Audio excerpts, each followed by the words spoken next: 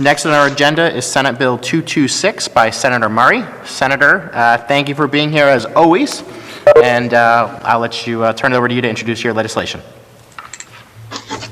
Sure, thank you so much. This bill is in regards to the Rhode Island Works program, and it has 4 different components. Most importantly, it raises the amount of cash assistance that families on the program receive. This amount has not been raised in 30 years and is currently 30% of the federal poverty level, meaning it's 70% below what the federal government says is necessary to just get by. Right now, it's about $550 per month for a family of 3. Another portion of this bill increases the clothing allowance. The clothing allowance is currently $30 per child per year for school-age children. It does not include infants or toddlers. This bill proposes to include infants and toddlers and increase that clothing allowance to $100 per year. The third component would allow a parent to continue to study at CCRI for a second year as part of her employment plan. Right now, the employment plan requirements for the second year of CCRI is a 20-hour work week. And so we have parents who are raising family full-time, going to school full-time, and then also having to work an additional 20 hours a week just to maintain their benefits. And the final piece of this would provide for an exclusion of earned income for the first 6 months of employment to ease that transition into work. And this is really important because once these parents gain employment and they're no longer eligible, when they lose their eligible benefits, that includes childcare and all of these other really important benefits that they need. And so, you know, when they're making that transition, they're basically like on the edge, and we don't need them to fall off. We want to set them up to succeed. So I know there are some folks who want to testify, and I appreciate everybody who's about to testify this evening. Just some things to keep in mind. Nearly 3/4 of the Rhode Island Works recipients are children, and about 43% of those children are under the age of 6. And so when you think about the children that are in this program and the toxic stress that they experience by children who live in deep poverty, and just think about those really like long-lasting impacts, emotional, social, and health impacts that are experienced by these children. Thank you. Thank you, Senator Murray. Any questions of the committee for Senator Murray? Okay. All right, our first witness on the legislation this evening is Courtney Hawkins, who is the Director of the Rhode Island Department of Health and Human Services.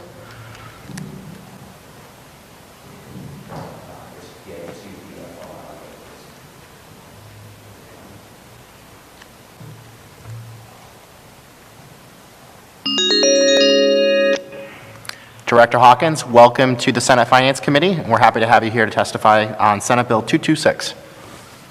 Thank you, Chairman Pearson, and thank you, committee members. I appreciate the opportunity to speak this afternoon about this important bill. I want to start by thanking Senator Murray for her unwavering support and advocacy for Rhode Island Works families. I am so grateful for the opportunity to speak on behalf of this important legislation. I wanted to start by just confirming my steadfast support for these improvements that Senator Murray and the other sponsors have proposed for the Rhode Island Works program, and note that this is a 100% federally funded program that would be supported through implementation through DHS with no general revenue investment in a time when we are worried about state budgets. This is something that we could cover federally that would make a big difference in families' lives. As Senator Murray noted, this bill grows out of decades of federal and state legislation that has attempted to address families in deep economic distress. It started as aid to dependent children, to AFDC, to TANF, and here we are today talking about Rhode Island's version of TANF, Rhode Island Works. Unfortunately, the statutory structure of this program has not kept up over time, and I'm concerned without meaningful changes that we are losing out on an opportunity to affect intergenerational poverty in Rhode Island. This program serves primarily moms trying to make sure they have a roof over their head and food on their table for their children. These are families who are struggling daily, trying to make ends meet and survive. And frankly, I don't believe we're doing enough to help them move forward. Census figures reveal that Rhode Island has more than 23,000 single-parent households living below poverty level. These and the two-parent households in similar conditions are our Rhode Island Works families. We are trying to help them stave off the worst effects of poverty and to be sure they have the tools and resources they need to fulfill their goals.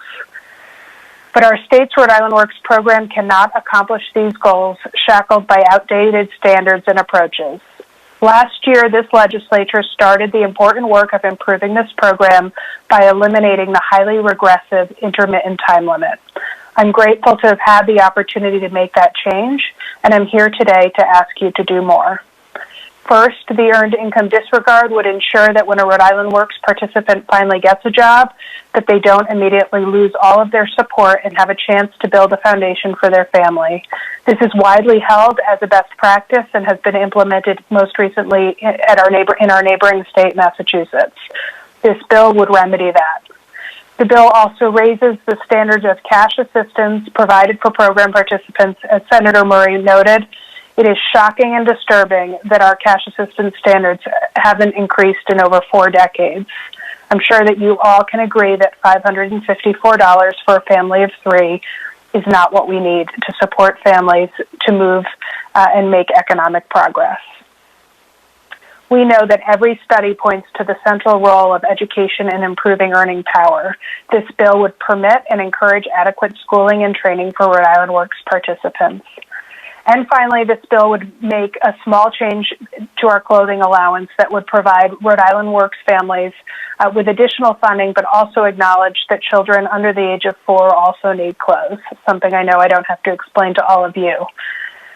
Again, the funds for all of these program improvements are federal and are available within our TANF block grant. We just need approval of this bill to update the statute and make changes for these families. So I fully urge the committee to recommend passage of this legislation, and thank you for your time today and allowing me to speak. Thank you so much, Director, for joining us this evening. Are there any questions from any members of the committee for Director Hawkins? I am seeing no questions this evening. Sorry, Senator Cano?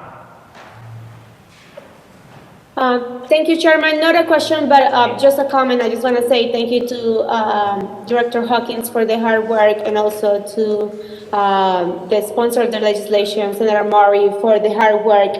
This is very important for Rhode Islanders, and I think that it is no better time than passing this bill than now after COVID-19. So I just want to say thank you to both. Thank you, Senator. Are there any other questions or comments from members of the committee? Okay, hearing none for Director Hawkins. Thank you so much for joining us this evening, Director. Next on our witness list this evening is Linda Katz with the Economic Progress Institute in support of the legislation.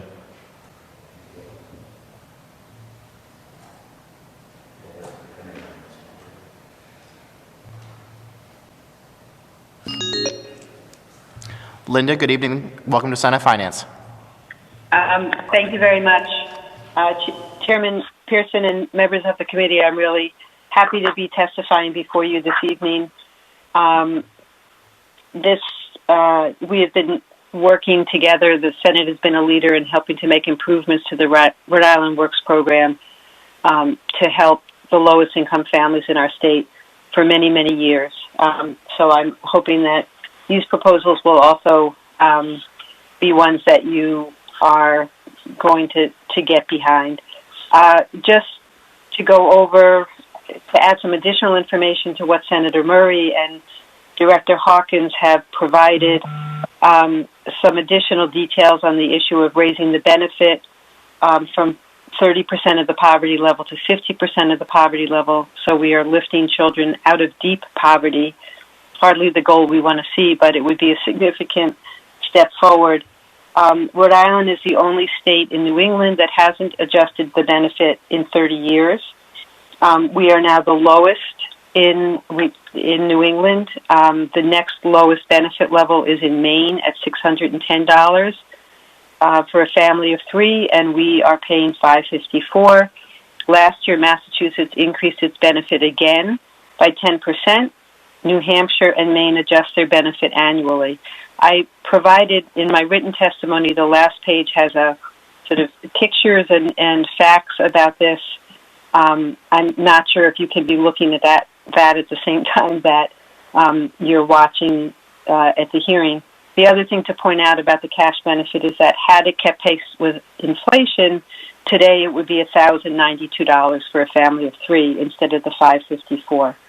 This, of course, the failure of the benefit to keep pace with inflation has significant impacts for children and the parents and caregivers for them. I note on the fact sheet that in 1996, the monthly benefit payment covered about 87% of HUD fair market rent. Now it only covers about 50% of HUD fair market rent. In terms of the clothing allowance, it just makes a whole lot of sense to ensure that infants and toddlers get the $100 payment for clothing every year, even as we increase the benefit to 50% of poverty. Hopefully that happens. That's still not enough for families to meet their basic needs over the course of the year. The CCRI proposal to allow a parent to get 2 years of college and an associate's degree or 2 years of training. This is just a logical thing to do to give parents the skills they need to be able to succeed over the long term. I'll note that according to the Bureau of Labor Statistics, in 2018, workers with an associate degree had a median weekly earnings of $862 compared with just $730 for people with a high school diploma alone. So we need to take steps to allow the parents who are on cash assistance to take advantage of all the education that they can get while they're receiving the program. And then the fourth part of the proposal to exclude income from earnings for 6 months when a parent starts a job. You'll see in the written testimony many organizations, or several that work directly with the families on cash assistance who are helping them transition from welfare to work, noting how important this 6-month period would be to give parents the opportunity to amass some savings, not lose their transportation benefit, continue to have the case management that has been so successful in helping them to get a job in the first place. And I'd refer you to the testimony from ResCare and from Community Care Alliance as well. They both work directly with families. And lastly, I just want to address the issue of cost. And you'll see on the third page of my testimony under to show the reason we need to increase the benefit and make these other changes is to show that children are a priority, and we need to start targeting TANF funds for our children. Rhode Island receives $96 million every year in the federal block grant. We need to spend $64 million of general revenue annually, and looking back to 2019, if you take the federal and state money together and call that the TANF spending in Rhode Island, we rank 33rd among the states for the share of our federal and state TANF spending on cash assistance for families. Nationally, spending on benefits directly to families to support them in meeting their basic needs, the national share was 21%. Ours was 13%. We have not spent any of our own tax dollars on the cash assistance directly for families since 2010, and we spend a small portion of the federal block grant on families for cash assistance. It really is time to make sure that we are prioritizing the use of our federal and state TANF dollars, and I'll point out that we can fund all of the proposals in this bill using just the TANF block grant. And you may say, well, but then we'll have to cut someplace else where we're using the TANF funds. to which I say, look at the full picture. If we need to use general revenue funds somewhere else or to provide the cash assistance that these families so desperately need, then it's time to do it. We have to put these families first. And I'll just close. There also is in your, I know in your, the testimony that you received, stories directly from people who rely on the cash assistance program, including from parents who have benefited from the program. But I just want to leave you with the testimony of Sandra Pates, who's a grandmother, lives in South County, in South Kingston. She's raising her 3 grandchildren who are ages 13, 12, and 11. She works and she receives the cash assistance benefit for her 3 grandchildren. So she's getting $554 a month to raise her 3 grandchildren. And she says, well, I do receive cash assistance to help pay their basic needs. Together with my wages, it is simply not enough. These benefits have not been raised $1 during the past 10 years that I've been providing for my grandkids, yet the cost of everything has gone up. It would be wonderful for all of us grandparents who are raising our grandchildren to get a little raise so that we can keep taking care of our grandkids without a struggle. Thank you for hearing my testimony, and I'd be happy to answer any questions. Thank you, Linda. Are there any questions or comments from members of the committee? Chairman? Senator DePalma. Thank you, Chairman. I want to thank you for being here. If you weren't here, it would be an oddity in my 13 years in the Senate. I would expect you to be talking about TANF every year. Glad you're doing what you're doing. Thank you, Senator Murray, for bringing the bill forward. We certainly need to do something. We haven't done anything in a while, as you indicate, for the last decade, basically. And it's the right thing to do. And thank you for continuing to tell us about what we haven't done. And I say that respectfully. So, Linda, thank you for everything. Thank you, Thank Senator. you very much, Senator DePalma. Thank you, Senator. Senator Paolino. Thank you, Chairman. It's my understanding that this bill was fully federally funded. Is there any way to maximize those funds? So could we get more than the $100 per family? Well, the way that this program works, unlike Medicaid, where if the state spends $1, it gets a federal dollar, the TANF program, which is what funds Rhode Island Works, is a block grant, which so we can't get any more federal dollars than we currently receive.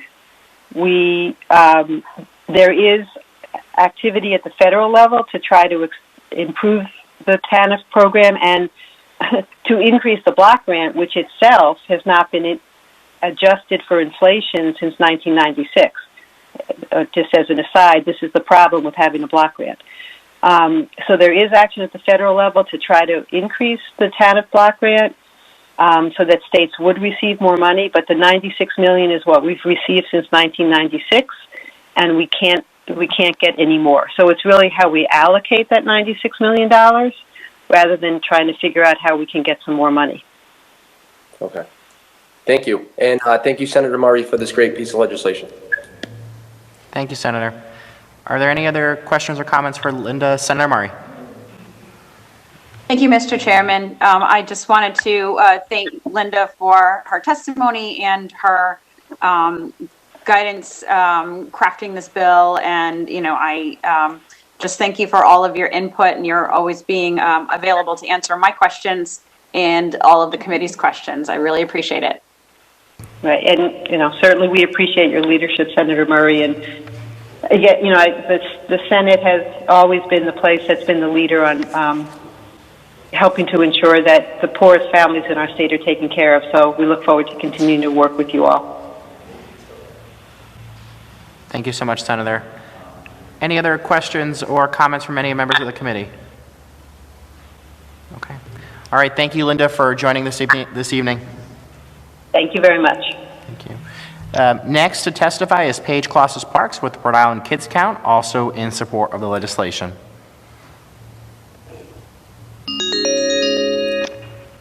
Paige, welcome to Senate Finance. Hi, thank you, Mr. Chairman, members of the committee. My name is Paige Colossus-Parks, a Senior Policy Analyst at Rhode Island Kids Count, and we strongly support Senate Bill 226. I have submitted written testimony, so I will just give you some highlights to share why we strongly support this bill. We feel that Senate Bill 226 provides really great target policies that improve the economic security for families while they are enrolled in the Rhode Island Works program, and also helps to improve the longer-term economic security of families as they gradually phase out of the program. So for the increased monthly benefit that this bill would provide, we know that this increase is long overdue. Increasing to 50% of the federal poverty level would help very low-income families meet their very basic needs. In terms of the annual children's clothing allowance, in December of 2019, 42% of children enrolled in Rhode Island Works were under the age of 6. So changing the statutory language that allow all children to get this clothing allowance would again help those families that are living in deep poverty. For the provision of adding 12 months, an additional 12 months for vocational training, in my written testimony, I included a pie chart that I thought could be really helpful to look at to understand how many families are currently engaged in an education or training program. So in December of 2019, 24% of Rhode Island Works families were participating in an education or training program. And by allowing families to have an additional 12 months, we're really helping to help them to obtain education so they can get and keep a job that provides sustaining wages. We know that currently and all the way up until 2028, it's projected that jobs will require a post-secondary degree or a certification. So those jobs are going to grow faster than other jobs that require less education. So again, we want families to be well prepared as they gradually move off this program. And in terms of the disregarding for the first 6 months of income earned, again, this is another provision that will allow families to maintain some stability, to be able to use some guidance and on how to gradually move off the program so that they are stable and able to move into the workforce and be successful. And then, of course, we can't ignore the impact of COVID-19, which is expected to impact the economic mobility and have devastating long-term effects on children in poverty. So we really encourage you, along with the coalition members of the Raising Rhode Island Coalition, which is composed of groups of community, healthcare, social service, and advocacy organization, we really strongly urge you to support Senate Bill 226, because it will help to improve the economic situation and the employability of our most vulnerable children and families. Thank you so much for the opportunity to provide testimony today. I'm happy to take any questions. Thank you so much, Paige, for your testimony. Are there any questions or comments from the committee? Hearing none, thank you so much, Paige, for joining us this evening. Great, thank you. Thank you. Next to testify this evening is Savannah Noe with the Sisters Overcoming Abusive Relationships and the Rhode Island Coalition Against Domestic Violence, also in support of the legislation.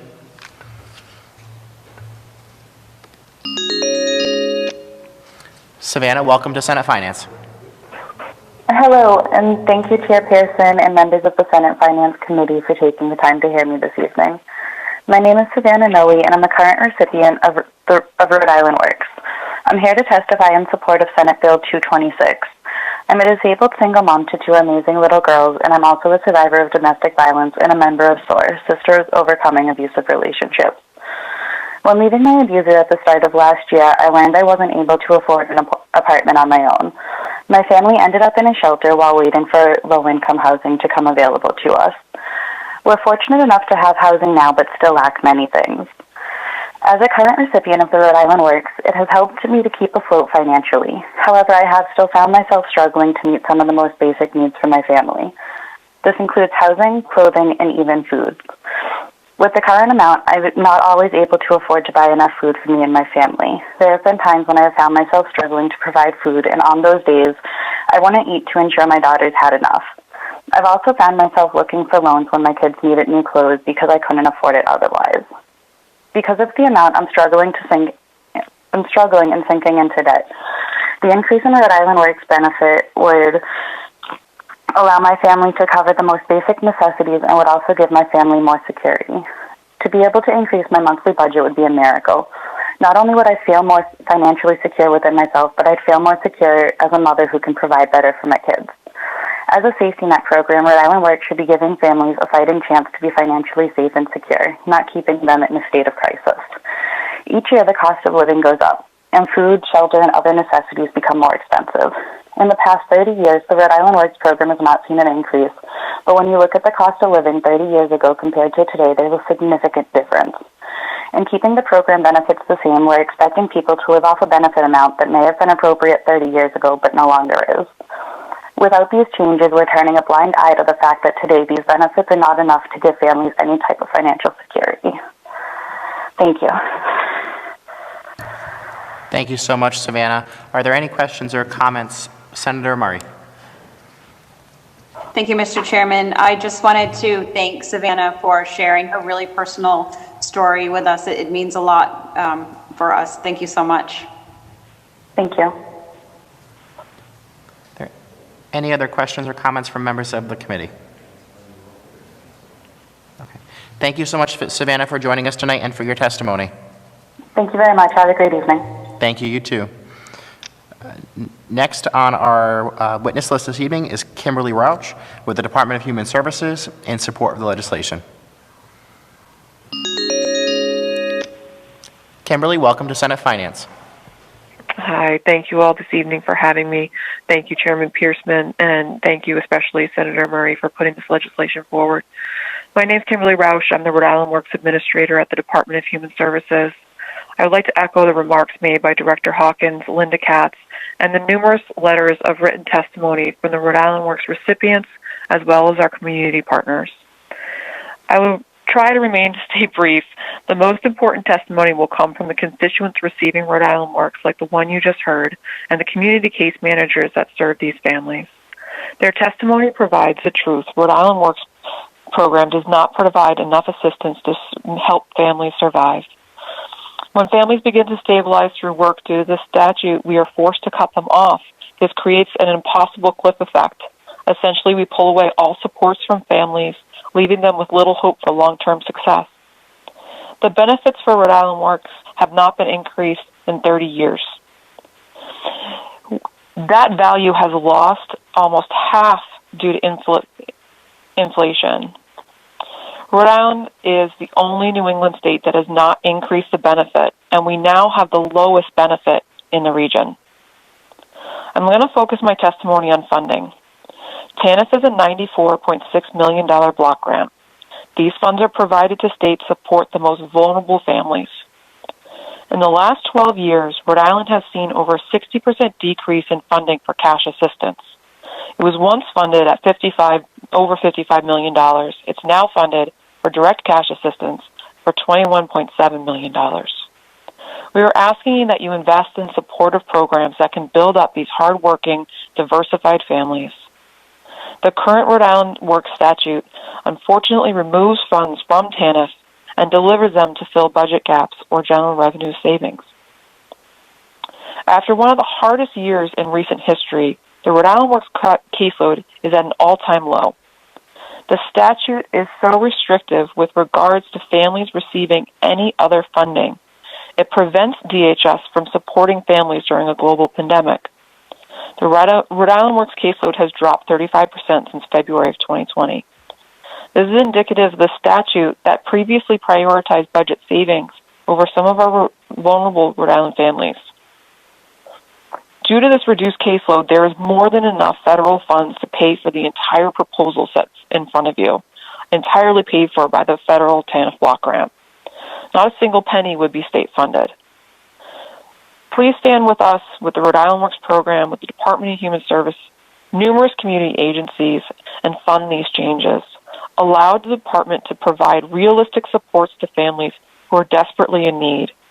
Allow them to re-enter the work and prioritize their own empowerment and their own ability to support their families. If nothing else has resonated today, please remember that there are Rhode Island Works families in every city and town in Rhode Island, apart from New Shore. These families deserve a chance. They are families that you can support and that you proudly represent. Thank you for your time. I'll be happy to answer any questions. Thank you so much, Kimberly, for your testimony. Are there any questions or comments from members of the committee? Hearing none. Thank you so much, Kimberly, for testifying this evening. Thank you. Next on our agenda is Hilary Levy Friedman with Rhode Island Now in support of the legislation.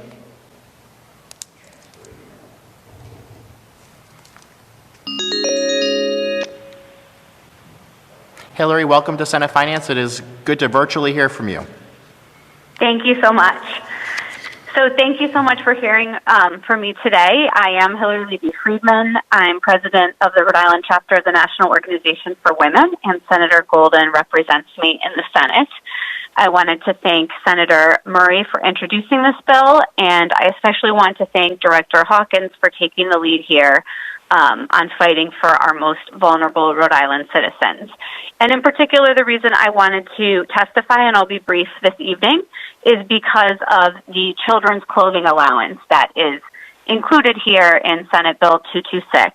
And Rhode Island Now definitely supports putting into statute the at least $100 that should be given to families with children who are in the Rhode Island Works program. And for many of us who may be parents ourselves, we know that that number does not even come close to how much it costs to clothe a growing child throughout the year. But it's really important to put this into the statute to make sure that children of all ages, and not just school age, are able to access this money so that they are safe. And just overall, it's so important because we have to fight to protect our most vulnerable among us at all times, but especially in these times today. And that means helping caregivers who disproportionately are women care for their children. So thank you again to Director Hawkins for taking the lead here and for all of you on this work. Thank you so much, Hilary, for your testimony this evening. Any questions or comments from the committee? Okay, hearing none. Thank you so much, Hilary, for joining us this evening. Thanks. Next on our list of witnesses is Michelle Taylor with the Community Care Alliance in support of the legislation.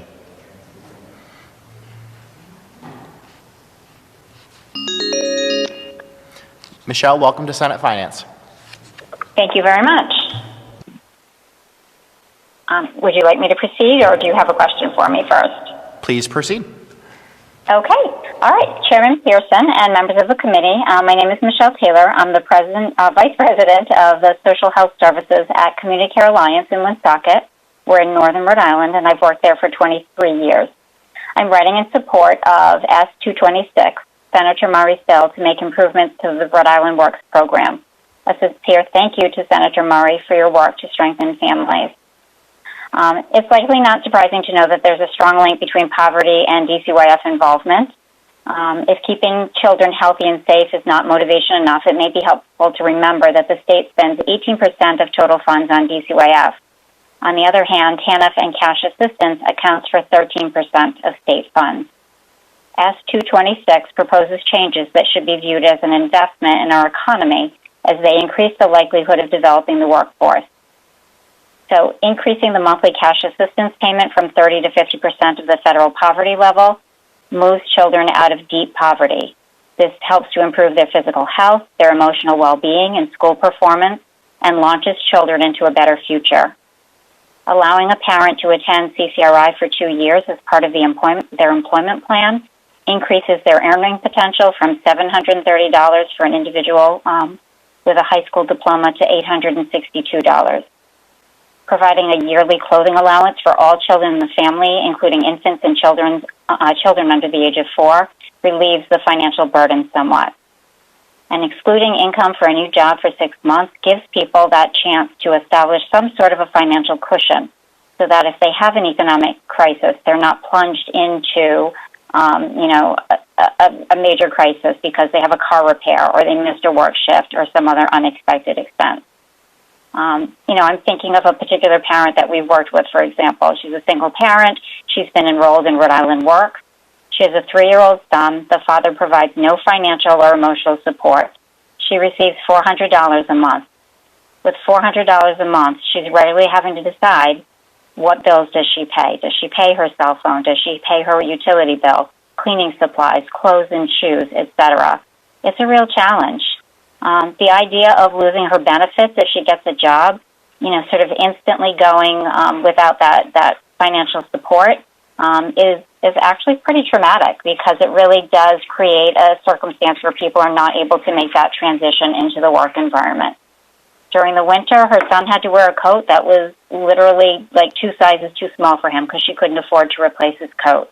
She goes out in the wintertime in sweaters because she can't afford a coat for herself. I think if we think about any of us having to live on this budget, we realize that it would be particularly difficult. I know that I certainly couldn't. Sometimes people have some judgment about someone who's living in these circumstances. The reality is that poverty begets poverty. The very children that are growing up in these conditions are going to be the adults who we're going to continue to support as a result of a system that has trapped them in place. And you have the power to break this cycle. I'm asking you to consider doing that today. I hope that you will support this important bill. Thank you for listening today. Thank you so much, Michelle, for your testimony. Are there any questions or comments from members of the committee? Senator Murray.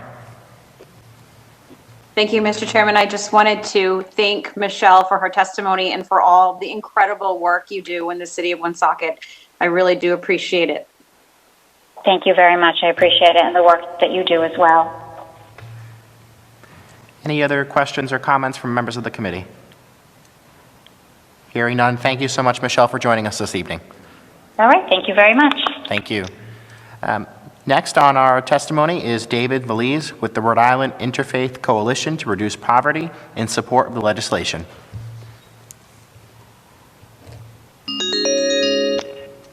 David, welcome to Senate Finance. Thank you very much, and thank you to the chairperson and the committee members. My name is David Valise. I'm the director and lead organizer for the Rhode Island Interfaith Coalition to Reduce Poverty. And this coalition strongly supports the passage of Senate Bill 226, which would make much-needed increases and additions to the Rhode Island Works program. As a coalition of representing religious leaders, congregations, service, and advocacy groups from across the state who have come together to fight poverty, we recognize the critical need to support Rhode Island's lowest-income families. As the state's benefit program, Rhode Island Works provides minimal cash assistance to over 4,000 families with dependent children as a way to help them pay for basic necessities while providing pathways to economic security for parents and ensuring ability and education success for children. There are several parts of this bill that will dramatically improve the lives of Rhode Island Works recipients. First, it would raise the benefit rate, which we haven't raised in 30 years. This is truly unbelievable given that in 30 years, the cost of living has significantly increased and economic disparities are much greater. We can't wait any longer to help lift people out of deep poverty. Secondly, this bill allows parents to attend CCRI for 2 years as part of their employment plan. This should be encouraged and supported. Studies show that having an associate's degree greatly increases long-term financial independence. Third, this bill makes it so that you have a grace period to continue to receive benefits for the first 6 months of finding employment. This is crucial for maintaining successful employment. When you first find a job, as we all know, you need additional funds for things like clothing, food, childcare, transportation, and a sense of security to achieve. Lastly, this bill increases the clothing allowance to include infants and toddlers. As many parents, like myself, can attest to, infants and toddlers need clothes just as any child. In many cases, they need even more clothes. As people of faith, our convictions teach us that we must support the most vulnerable members of our society, with roughly 7,000 plus children receiving cash assistance throughout Rhode Island Works. The success of this program is imperative to the next generation in our state. We have a moral imperative to raise people out of poverty, given the pandemic has magnified inequality in our society. So I thank you for your time. I thank you for supporting this bill, and I thank you for supporting families in Rhode Island. Thank you. Thank you so much, David, for your testimony this evening. Are there any questions or comments from members of the committee? Okay. Hearing none, thank you so much, David. Have a good night.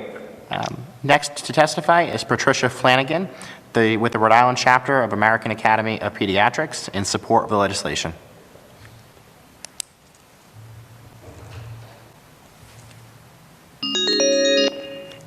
Dr. Flanagan, welcome to Senate Finance. Thank you. And thank you to Chairman Pearson and members of the committee, and thank you, Senator Murray, for this bill. I am speaking in favor of Senate Bill 226 today. My name is Patricia Flanagan. I'm a pediatrician. I am professor of pediatrics at Brown, and I work at Hasbro Children's Hospital, but I am speaking today as a member of the Board of Directors of the American Academy of Pediatrics and as a member of the Rhode Island AAP Chapter Executive Committee. I'm also speaking as a private citizen and a taxpayer in the state of Rhode Island. I'm a pediatrician who has worked in South Providence for the last 35 years. I've worked with many families who live in extreme poverty in this abundant state of Rhode Island. And I've had the privilege of caring for families, many of whom struggle to keep their kids housed, adequately fed, and clothed. I've watched a generation of children grow up in extreme poverty. And the health impacts of poverty on children are well documented. And the impacts of the adult health of those children is also very clear. That is, we build a foundation for health that starts in early childhood and is with us our whole lives. So impacting the health of children has great impact on the adults of health in our community. Our youngest children are the most likely age demographic to live in poverty. This is true nationally, and it's true here in Rhode Island. Children enter families when they're just starting out, when the parents may lack employment experience and education. And it's a particularly cruel fact, given that the health impacts of poverty on health are most profound in our youngest citizens. Child poverty has a profound effect on specific things related to child health, such as birth weight, infant mortality, language development, environmental exposures like lead and mold, nutrition, including obesity, and a greater likelihood to rely on low-quality, high-energy dense foods. Poor children are more likely to suffer from chronic illnesses like asthma. They're more likely to suffer from injury due to unsafe housing and neighborhood conditions. Poor children are at increased risk of difficulties with self-regulation, executive function, such as inattention, impulsivity, and poor peer relationships. Poverty can make parenting difficult, especially in the context of concerns about inadequate food, transportation, heat, and housing. Exposure to the stresses of food insecurity, housing instability, and grinding poverty as a child have direct, lasting effects on the lifelong health. Such toxic exposures are related not only to higher rates of depression in adulthood, but also higher rates to many types of cancer, including colon and breast, heart disease, hypertension, early death, and numerous other adult health conditions. The provisions of this proposed legislation will start to address some of this need, raising the cash benefit, which, to be honest, I don't think has been raised since I started working here 30 years ago. It is currently at 30% of the federal poverty line, bringing it up to half of the federal poverty line, and allowing the $100 a year clothing allowance to be paid for all children, not just those over 4, will help families who rely on Rhode Island Works. The ability to count 2 years of CCRI as meeting the work requirement is a longer-term strategy that can help lift families' earning and change the trajectory of the families. And the continuation of the benefit for 6 months after a parent obtains a minimum wage job for a transition period allows support for that transition instead of having families fall off a financial cliff as soon as the job is secured. This just makes common sense if we want these economically fragile families to succeed. So I think for the health of Rhode Island's children and the health of all in Rhode Island, I would urge you to pass this bill. Thank you. Thank you so much, Dr. Flanagan, for your testimony. Are there any questions or comments from members of the committee? Mr. Chairman? Senator DePalma. Just a comment. Dr. Flanagan, thank you again for speaking on this. I know we've dealt on some things in the past, and it's good you're speaking on it again. It's unfortunate you have to speak on it again, but we're glad you're doing what you're doing and speaking on this. So thank you for being here with us. It's an honor to talk with you about this. Thank you. Thank you so much, Senator. Are there any other questions or comments from members of the committee? Okay. Hearing none, Patricia, thank you so much for, sorry, Dr. Flanagan, thank you so much for your testimony this evening. Thank you. And that concludes the testimony on Senate Bill 226. There is a fiscal note to this bill. 3 of the 4 provisions are actually a relatively low fiscal impact, but there is an impact.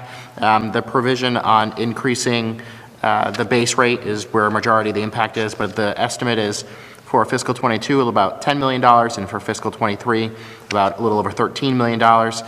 Senator Murray, I know this is something we're going to continue to work on in the upcoming budget. And so with that, Senator, do you have any motions on the legislation?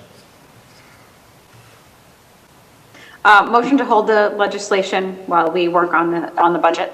Second. Motion by Senator Murray, second by Senator DePalma and Felag to hold Senate Bill 226. Will the clerk please call the roll? Senator Acosta.